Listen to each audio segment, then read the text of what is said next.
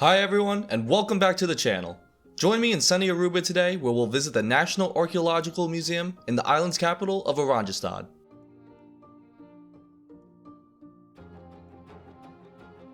Founded in 1981, the museum is located in a mansion that formerly belonged to the wealthy Equerry merchant family from the late 19th to mid-20th centuries.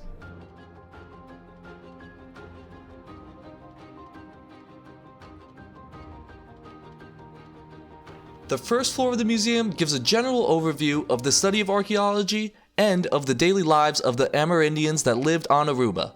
The island was first inhabited as early as 2500 BC.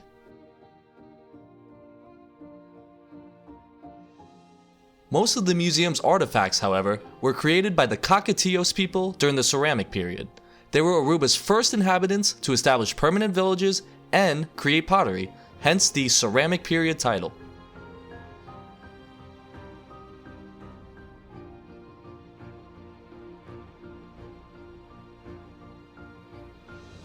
Here is a recreated Cocotillo house that would have existed 1,000 years ago on Aruba. Made of wooden poles and beams and covered with thatch, these homes were primarily used for sleeping, storage, and social interaction. Each house would have 2 entrances and a dirt floor where dead relatives would be buried underneath, which is a bit creepy if you ask me.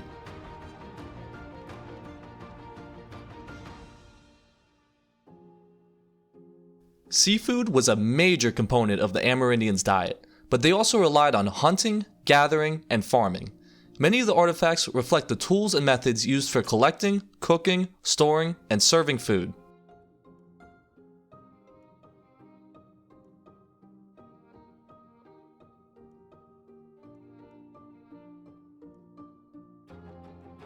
In the corner of the museum is a basement with an art exhibit titled "Water is Life." Watch your head as you go down.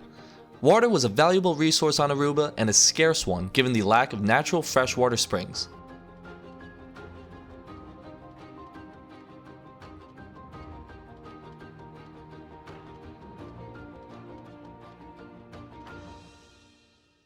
The second floor of the museum dives more into the culture and art of Aruba's Amerindians.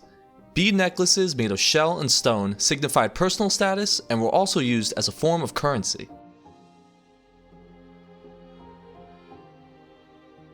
Artisans used various techniques to create and decorate different kinds of jewelry and pottery. These artifacts were used in many different ways, from personal everyday use to religious rituals, and were often discovered in graves buried with their owner.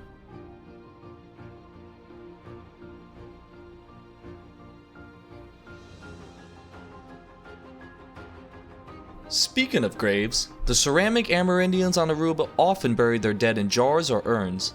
Other individuals were buried in pits and would sometimes be found in fetal positions like this one. He looks comfy, doesn't he?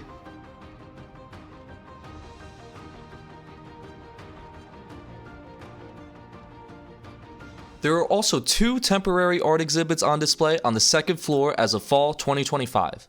These get switched out periodically, so keep an eye out if you ever visit and see what's new.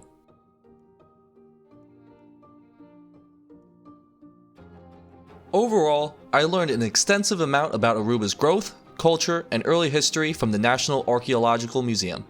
It takes about 1 to 2 hours to go through, and the best part, it's free.